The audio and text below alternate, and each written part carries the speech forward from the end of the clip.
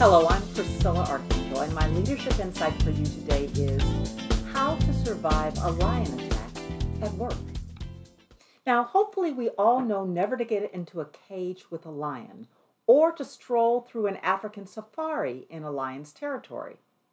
But what happens when the lion finds us and sees us as prey?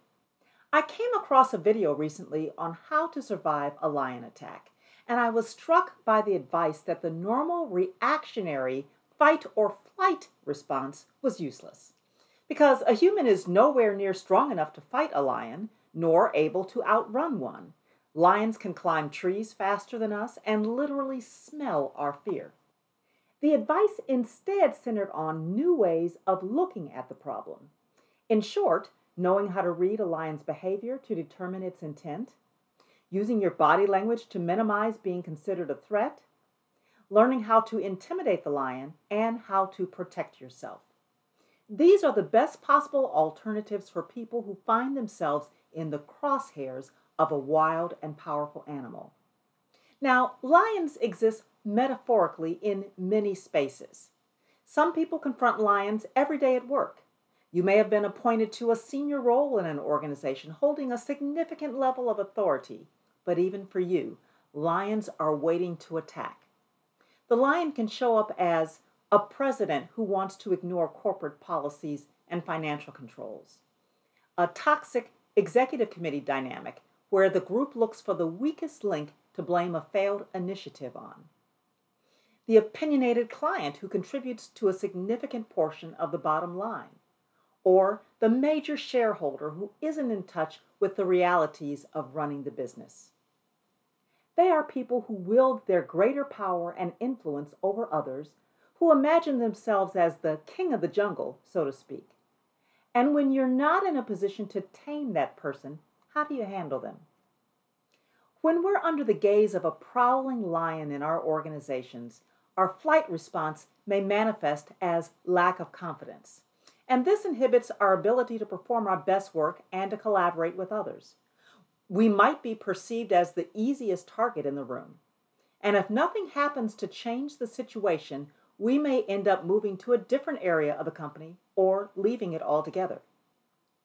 Our fight response can manifest as the workplace spat, sparring publicly with a more powerful person in a battle you will never win. Appearing combative can trigger a greater negative reaction from the lion that can lead to your organizational demise. So this isn't about making friends with the lion, it's about surviving the lion. 4 tips for you. First, stay calm. We can think better when we're not in a panic or emotionally distraught, and recognize that the initial threat or trigger, which might be a negative comment or a bad decision, will generate an immediate psychological response from you. But that's not always the best moment to react. Give yourself a moment to calm down until you can think more rationally. Number 2, don't pose a threat to them. Everyone knows what happens when you poke a lion, so just don't do it. Don't confront them. If you need to communicate a difficult message, then sometimes a private dialogue will work better than one in front of an audience. Number 3, appear intimidating. If the lion does recognize your presence, now's the time to look bigger than you may be. Use your body language to convey confidence and authority. And if the lion directs their ire at you, don't flinch. And number 4, protect your neck. Lions always go for the neck to suffocate their prey. Your neck may represent your emotional, physical, or psychological health. Find a supportive mentor, a therapist, or a coach who can help you identify the right strategies and options for your professional future. Naturally, we all want to call the lion out and remove the person from the workplace, but organizational relationships, politics, and priorities are far more complex.